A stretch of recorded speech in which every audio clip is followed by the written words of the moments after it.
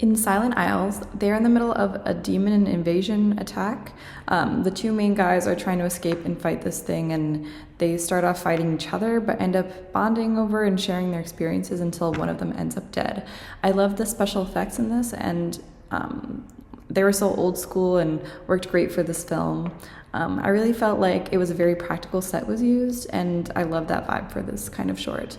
I also loved that they used the red lighting and the angles on the guy's faces when he's running with his gun. I think those were really creative ideas and were executed really nicely. I think overall the plot was good, and the quality of this film, of the filmmaking, made it really amazing to watch. Silent Isles, great title, by the way. This is sci-fi works a la Bird Box kind of vibes, especially since we see them referred to, the malevolent creatures here referred to as demons. But it does seem clear too that our protagonist might not be entirely sure what these beings are, what their origin are, and certainly we're not given much context to that, but that adds to the mystery element very well, the same way it does that we don't get to see these creatures fully. We get shadows and a few scenes from their perspective, but otherwise they're left to our imagination, which is sometimes the best place for them to be left. I really liked the sound design, especially when it came to giving a voice to these creatures and the animalistic noises that they make that feel like something right in between our world and otherworldly. And the piece had a lot of emotion to it, with these characters and their journeys and all the trauma that they've already experienced. So as much of a thrill ride as it is, it has a lot of heart, which I enjoyed as well. Great job. Silent Isles, I loved this. I thought this was so well done. I loved the suspense. I loved the sense of urgency that was throughout the entire film. And they did such a great job with easily showing that these were characters that already knew each other. They had a pre-existing relationship that was not a great one. They obviously had lots of issues that, you know, they were trying to deal with, and that things had happened between the two of them.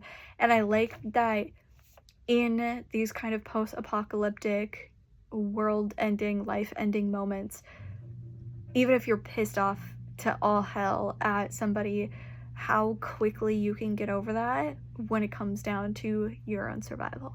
And it comes down to your life, their life, maybe the only human that you've seen in forever, or at least the only one that you know. And that, you know, whatever you were feeling 5 minutes ago, 10 minutes ago, all of that can disappear so quickly when it comes down to survival.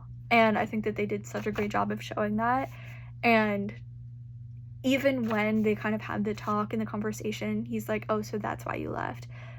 There's a sadness in there. There was anger earlier, but there's also this kind of level of understanding of, if I was in your position, if I had experienced what you experienced, I think I would have reacted the same way. And there's a level of acceptance of this, like, I don't know if I would have behaved differently, so I can only be so mad at you.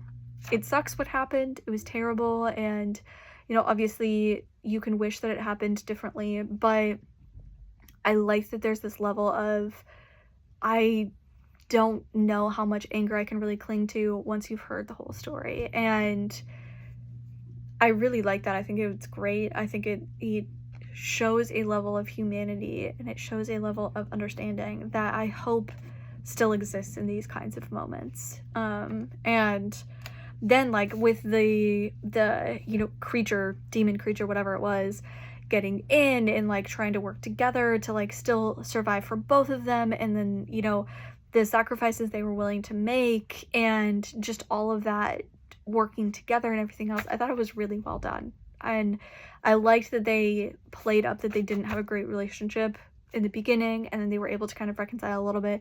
And then you really see how far that grace extends when, like I said, it comes down to survival. And I thought it was really, really well done.